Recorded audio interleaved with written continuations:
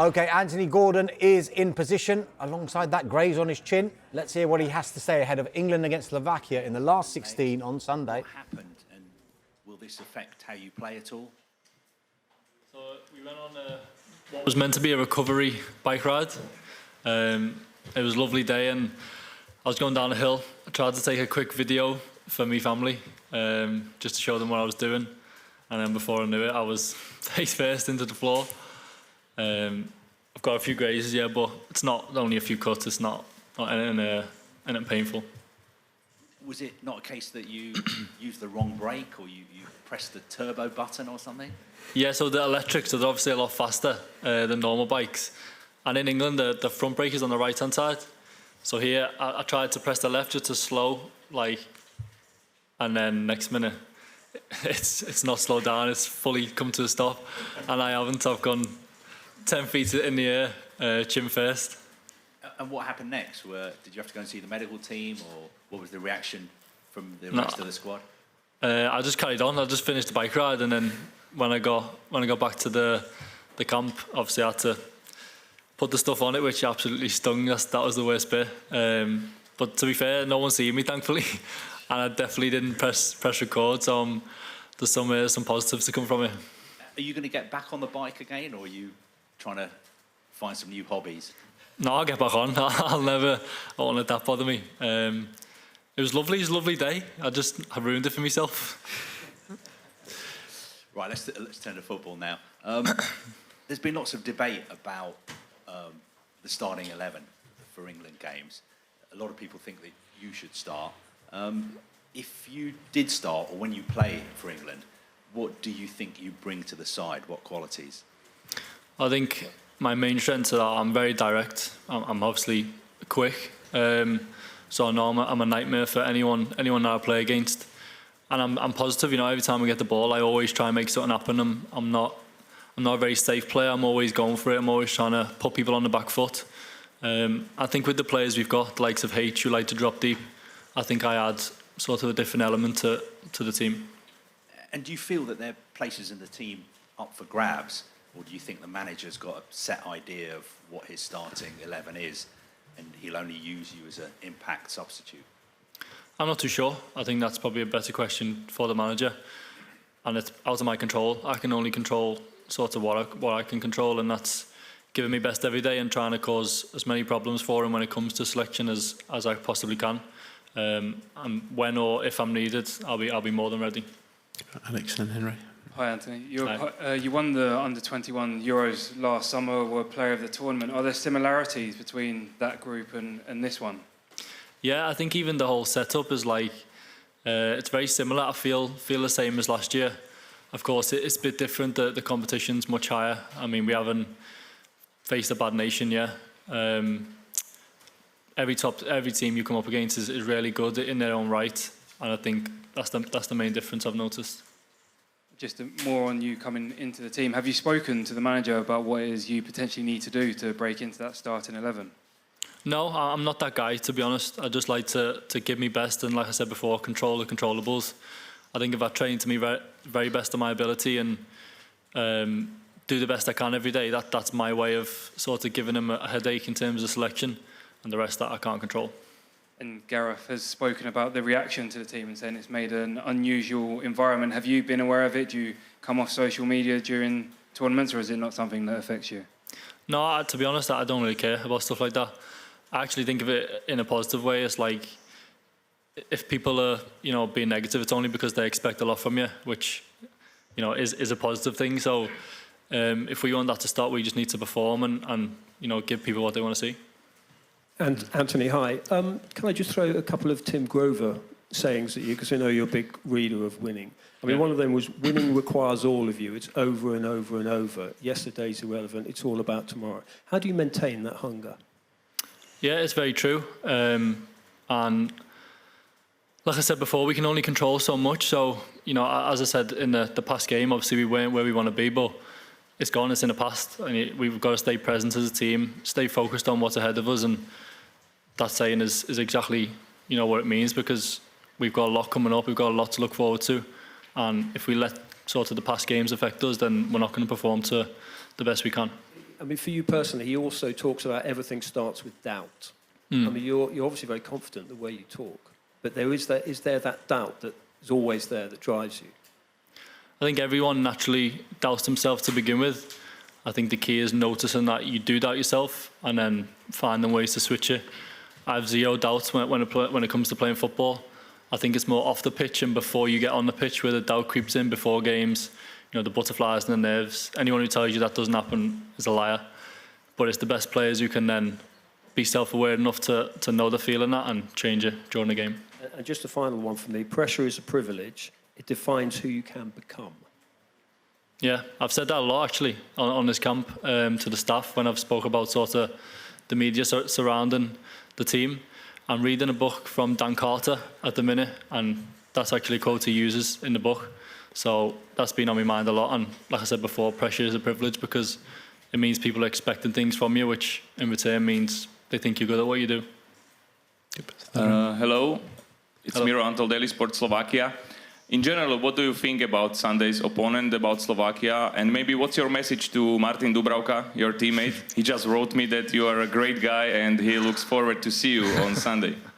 Yeah, Dubravka's a top guy. I've obviously played with him for a year and a half now. He's been really important for Newcastle and he's, again, top guy, top goalkeeper. I hope he loses in the game. But Slovakia are a good team, you know, very organised, a lot of threats on the counter-attack. They have some direct players and some very experienced players at this level as well. So it'll be a really difficult game. You know, we're preparing for that. Thank you. Thank you. Faye, and then across the chat bit, Brock. Nice to Hi. see you. Nice to see you. On Martin Dubravka, actually, did you speak to him before the tournament and did he give you any insight into what the expectations were for Slovakia and what they were trying to achieve? No, we didn't speak too much. We spoke more about the tournament in general and, you know, the excitement of it, but not too much about our two individual teams. But, you know, I think they've done so good in the tournament so far. The group was really difficult. I think it was a lot more difficult than it actually looked on paper. So they've done really well and, you know, they're in a good place. And when we spoke last week, you said you were chomping at the bit to get on. You got a taste of it the other night. How much more has it made you want it? Yeah, I don't think I needed any opportunity to make me want it even more.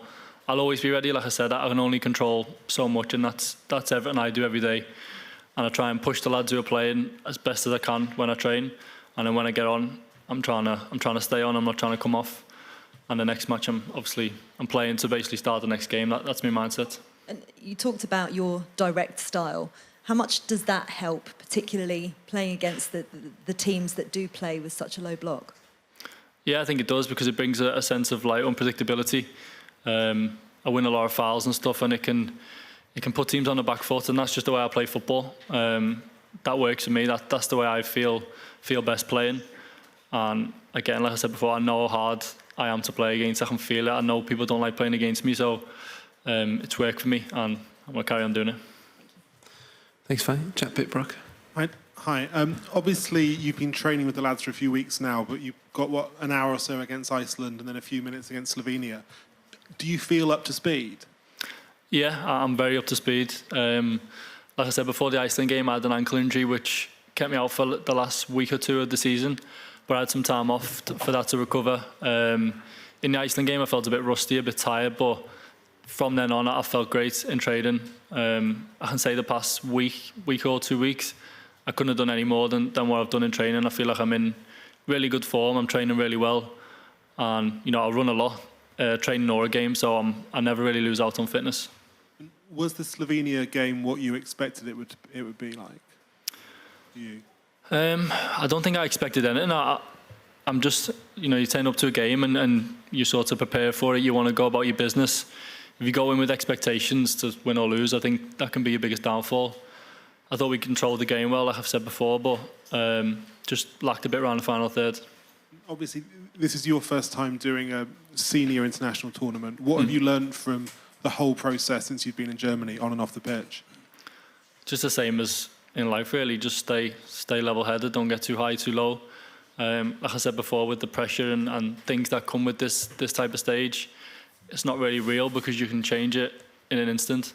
If we go and put a top performance in our next game, you know, everything changes, and that's a good thing about football. Thanks, Jack. We'll go back to Jerry Lawson.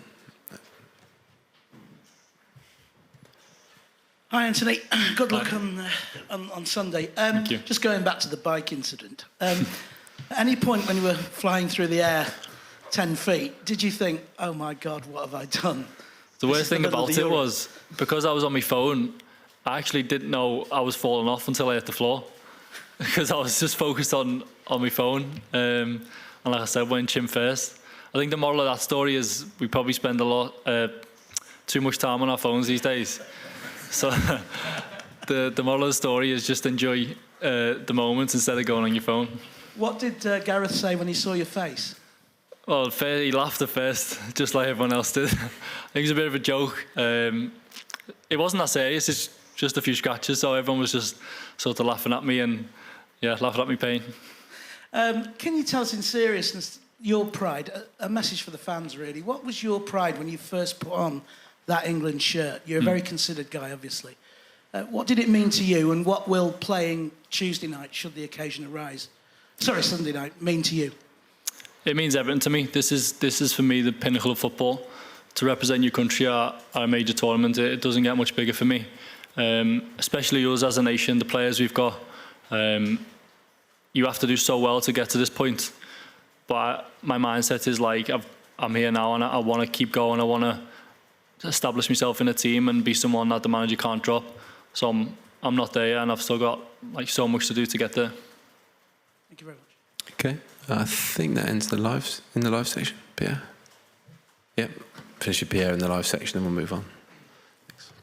Last Sunday, Harry Kane says that the criticism of Gary Lineker could potentially have an impact on the young player of the squad who are not used to this kind of environment. So as this is your first tournament, I was wondering, did the harsh criticism of Lineker have an impact on you or not? No, not me personally. I mean, I can't speak for the other young players, but I can speak on their personalities, which I see very similar to mine. I think the young players we've got in the squad have got a fearlessness about them now. We don't really care about anything other than just performing and playing football. We performed at a high level all year, and that's why we're here. So I think if we start worrying about things like that, we're not going to do as well.